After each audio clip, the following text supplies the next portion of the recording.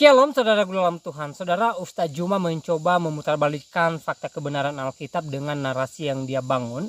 Namun saudara dalam Tuhan, ternyata orang yang sedang berdebat dengan Juma adalah orang yang sangat cerdas, orang yang paham sejarah, orang yang paham bahasa Ibrani, Yunani dan juga bahasa Al-Quran. Dan akhirnya Juma tidak berkutik di hadapan debaters ini. Nah, saudara dalam Tuhan, mari kita mendengarkan apa yang mereka sampaikan di video berikut sebelum kita memberikan komentar.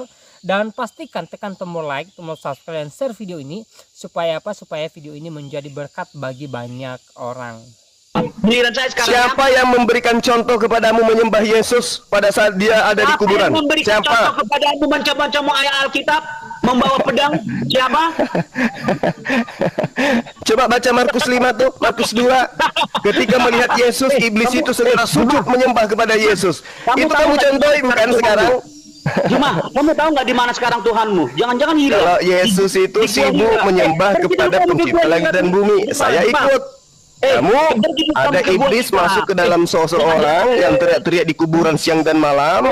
Begitu melihat Yesus, lari menyembah Yesus. Itu yang kamu contohi kan? Dengan menghina agama orang lain dari kebodohan. Mana saya menghina? Mana saya menghina? Di mana saya menghina? Jadi Tunjukkan pada saya. Saya akan nyatakan kamu menghina. Coba Lukas 16 ayat berapa tadi? Lukas 16 nomor 17. Lebih mudah langit dan bumi ini lenyap daripada setitik dari hukum Taurat itu batal. Haramnya babi itu adalah bagian di dalam hukum Taurat. Saya dengar, saya jelasin sama kamu. Jangan nangis, santai aja, santai, jangan nangis.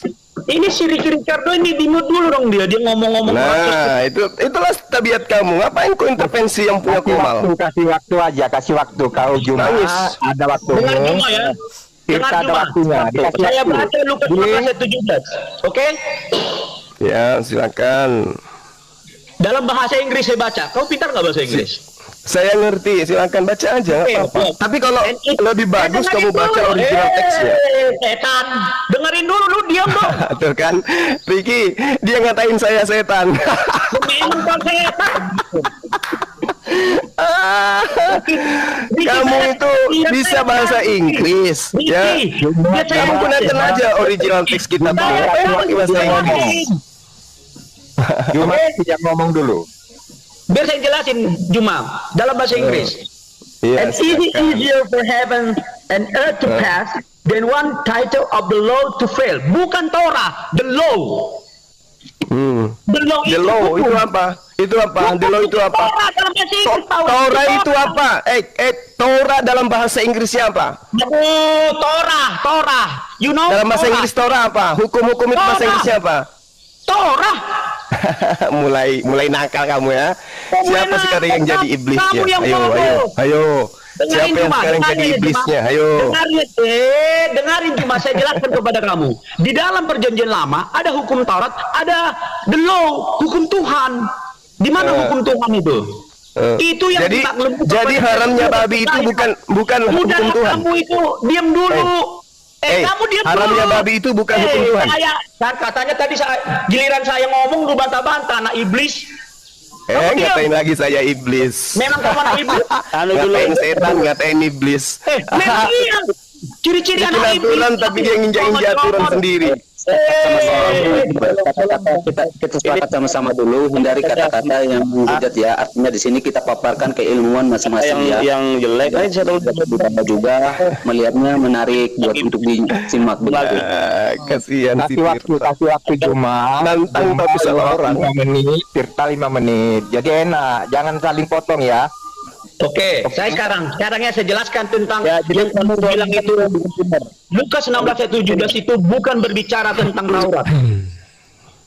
Itu berbicara hukum Tuhan. Di perjanjian lama ada hukum Taurat, ada hukum Taurat, ada hukum Tuhan, the law. Itu yang disebut Tuhan, the law. Hukum Tuhan itu dimaklumkan seperti kepada Jeremia, Yesaya. Dan Taurat dimaklumkan kepada si Musa untuk orang-orang Israel.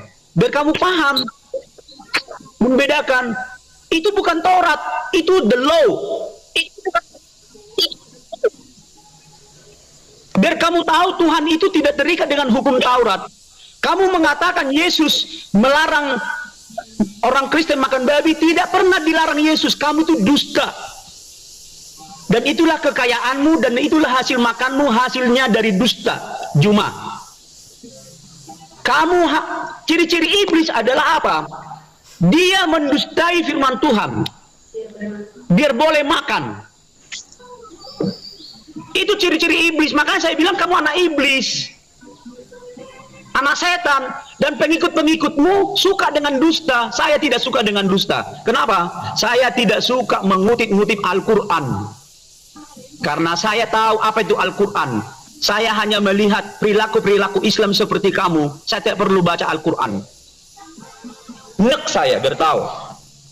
Tapi kamu tertarik membaca Alkitab. Kenapa kamu nggak jadi murtadin saja? Semua yang kamu bilang itu adalah bohong dan dusta. Semua yang kamu paparkan kepada teman-teman saya dan yang didengarkan pengikutmu dusta. Saya simpulkan dusta. Kamu tidak paham tentang Yesus. Kamu tidak paham tentang Alkitab. Kamu hanya pintar bacot dan comot-comot. Belum 5 menit, kamu diam di situ Juma. Biar saya telanjangi kamu. Tuhanmu aja belum dapat sampai sekarang. Kamu pergi dulu ke Gua Hira sana. Cari Tuhanmu lagi yang ditemui si Muhammad. Jangan-jangan masih di situ dia. Kamu ini mau kotori orang dengan ajaran-ajaran palsumu itu. Al-Quranmu itulah kamu baca.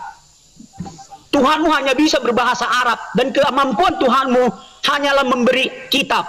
Kemampuan Tuhan saya berjalan di atas air, Tuhanmu tidak bisa. Kemampuan Tuhan saya Yesus membangkitkan orang mati, Tuhanmu tidak bisa. 1000 kosong. You know Juma, malu kau pencari koin. Ilmu mau kau tawarkan sama saya, anak Yesus nih, biar kamu tahu kenapa saya begini. Kepada iblis Tuhan Yesus tidak kompromi, dia hardiknya iblis. Malu kau berhadapan dengan saya. Semua isi Alkitab yang kamu kutip dan yang kamu bagikan kepada teman-teman dan yang di bawah ini, yang memberi kamu koin, malu sama kamu. Dusta itu semua. Yesus katakan iblis itu pendusta, pencuri, pembunuh. Itu yang dilakukan teman-temanmu, membunuh karakter, menutup gereja, melarang orang yang beribadah. Makanya saya tak perlu membaca Al-Quran. Saya melihat perilaku Islam. Mereka kehilangan figur kebenaran. Tidak ada figur kebenaran di antara kalian kawan. Siapa kebenaran? Muhammad, dia hanya membawa pedang. Allah tidak pernah nyata. You are fake. You know that? That's enough for me. You are idiot. Cuma. Oke, nah, masih ada waktu sekitar 1 menit lagi. Apa cukup itu untuk sekarang bahwa Tuhan Yesus tidak pernah mengatakan orang Kristen melarang memakan babi. Itu dusta kamu ya Juma. Dan saya tidak terikat dengan hukum Taurat. I am free like my Jesus free. Oke Bang Tirta, pas waktunya 5 menit. Sekarang kita ke Ustadz Juma coba. Oke. Gini ya. Tirta tadi udah memaparkan tentang Yesus, bahwa bahwa Yesus adalah Tuhan dan Juru Selamat menurut Alkitab, dan kemudian Juma juga bisa paparkan bahwa Juma pengikut Yesus menurut versi Al-Quran gitu. Jadi biar adil gitu ya. Jadi biar nggak cumut-cumut ayat Bang Juma. Jadi karena Tirta nggak mau cumut-cumut ayat Al-Quran, Bang Juma juga jangan cumut-cumut ayat Alkitab seperti itu, supaya mungkin ini sama-sama dari keyakinan masing-masing seperti itu. Jadi biar adil. Oke, silakan. Iya. Jadi kelicikan yang terstruktur ya, itu bukan Taurat. Emang Taurat itu pikir hukum siapa? Udah cukup waktu. Sabar yuk sabar yuk John, sabar. Masih lama, baru ada 3 menit. Udah cukup waktunya, gimana sih lo? Kok jadi kepanasan semua ini? Jadi pemakan babi kok gitu? Bang. Belum saatnya Tuhan datang menghanguskan kamu. Belum, sabar. Tenang dulu, tenang. Belum saatnya Tuhan datang menghabiskan kamu. Sabar. Kamu hanya penjual dusta. Loh, dalil aku baca dalil kok dibilang pendusta. Memang berat, memang berat. Tuh hadapi saya yang berat. Diam biar saya bantah. Memang berat. Kamu berat hadapi saya. Saya paham Bible, kamu kagak. Dibilang ngomong rocos terus. Oke, saya belum habis waktu. Gimana sih? Masih ada waktu saja. Kan John Peter yang melihat waktu. John Peter lagi itu kan sebangsamu, sebangsa setanah airmu. Jadi dalil di dalam Yesaya 66 itu menggambarkan nasib seseorang yang makan babi kelak di hadapan Tuhan itu dihanguskan. Paham? Silakan Anda nangis. Silakan. Diam dulu. Tertakut, diam dulu, Bang. Diam dulu. Saya bilang tadi silakan menjelaskan, tetapi sesuai dengan iman masing-masing, Alkitab masing-masing. Seperti itu. Jangan misalnya gini, rumah saya menjelaskan rumah orang menjelaskan rumah saya, nggak bisa. Karena yang tahu rumah yang di sebelah ya tuan rumah itu sendiri, nggak bisa. Oh, belum tentu, Bang. Belum tentu Anda lebih tahu Bible daripada saya. Boleh diuji.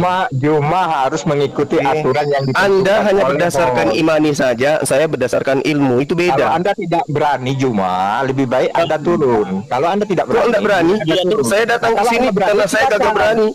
Anda pakai dalil Al-Qur'anmu, jangan bawa kitab Tirta.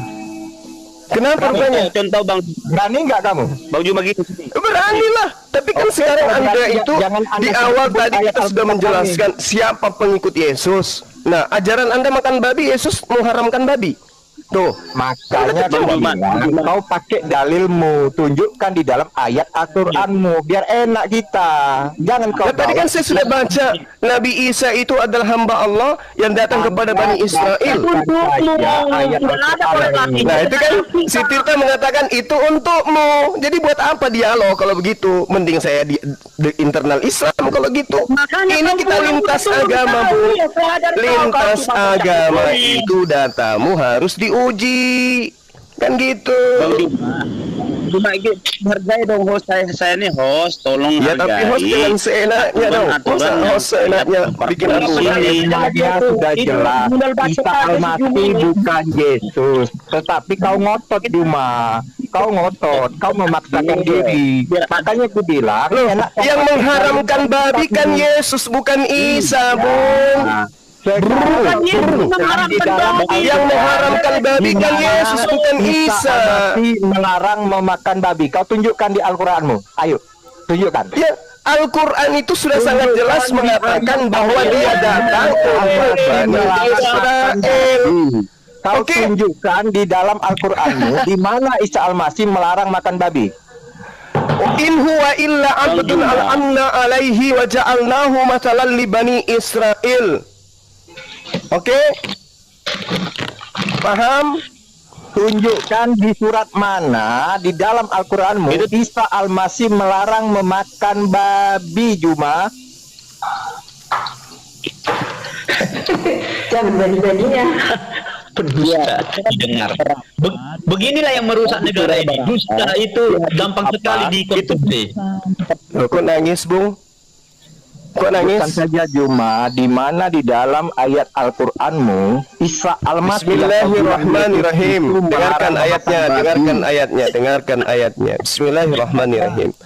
Wa iz qala Isa ibnu Maryam ya bani Israil inni rasulullahi ilaikum musaddiqan lima baina yadayya minat Taurah wa mubasysyiran bi rasul ya'ti min ba'di ismuhu Ahmad falamma ja'ahum bil bayyinati qalu hadha sihrun mubin.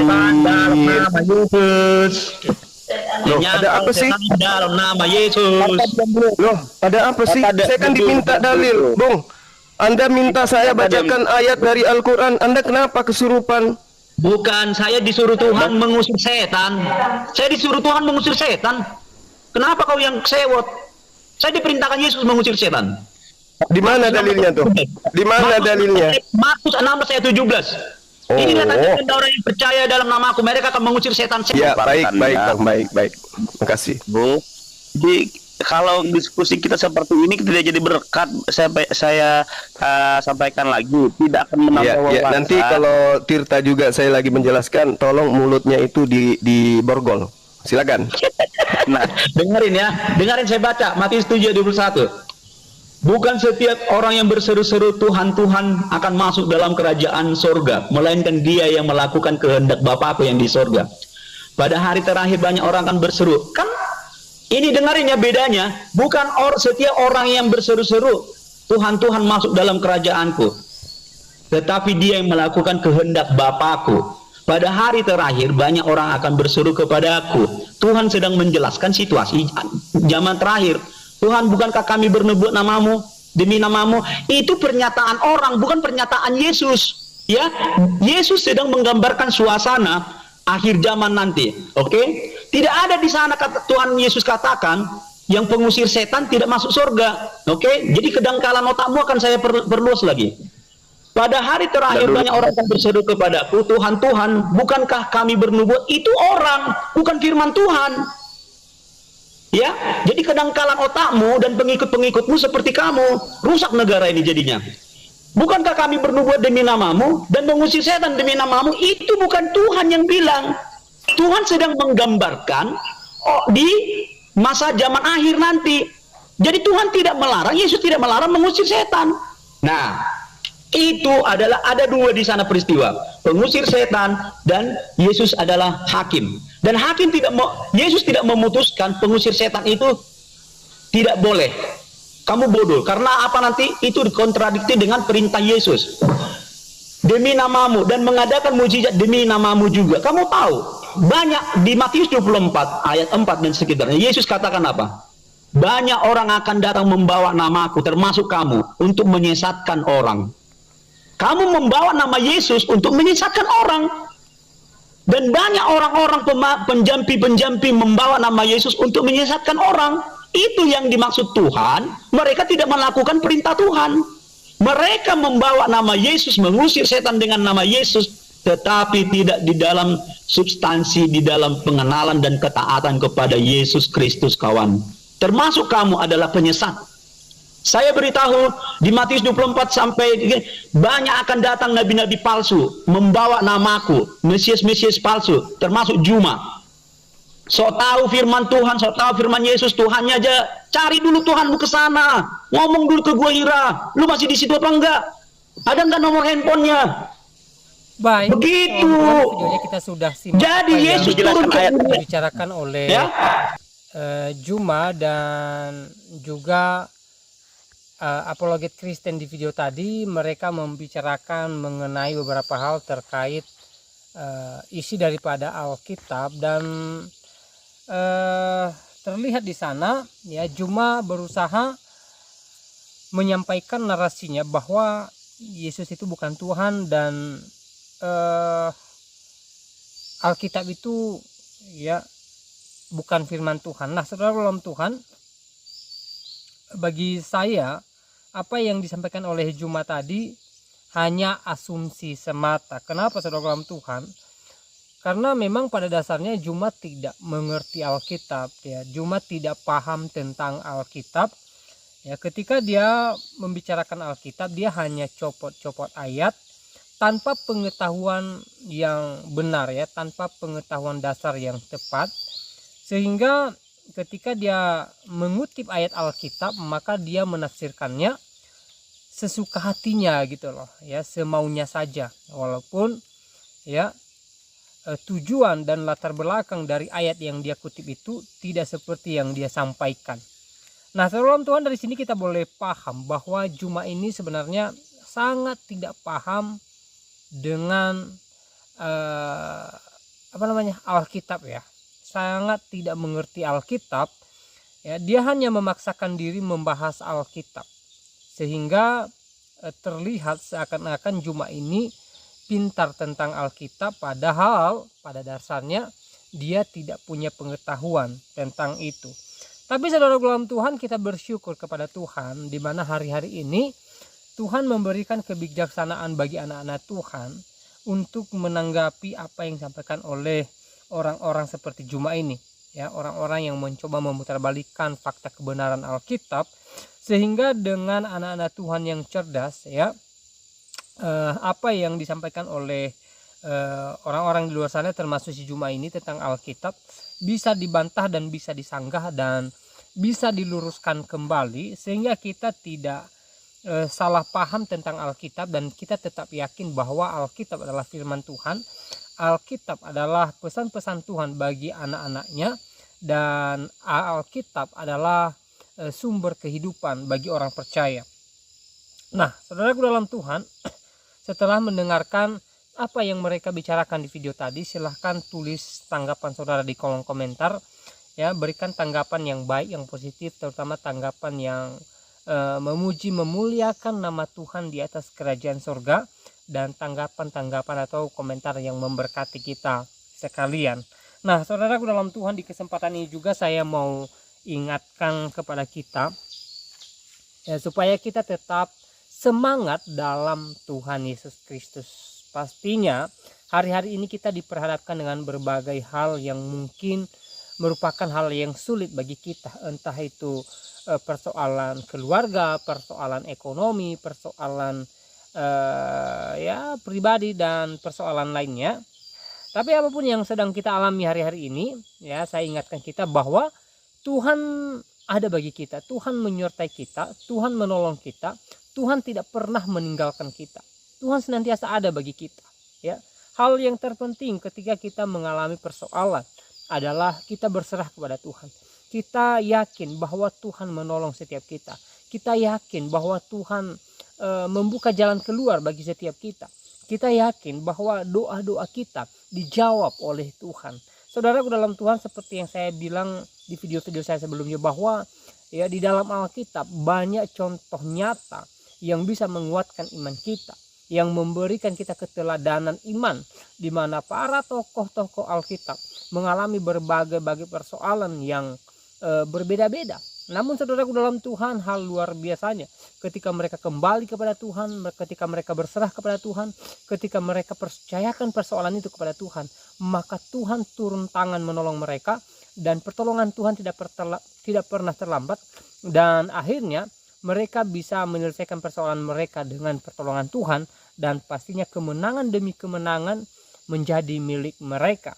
Nah, saudara dalam Tuhan, salah satu contoh yang boleh kita lihat di dalam Alkitab adalah kisahnya Daud. Saudara dalam Tuhan, ya, ketika Daud masih muda, ya, kalau di dalam 1 Samuel di sana dijelaskan, dia adalah seorang penggembala kambing domba ayahnya.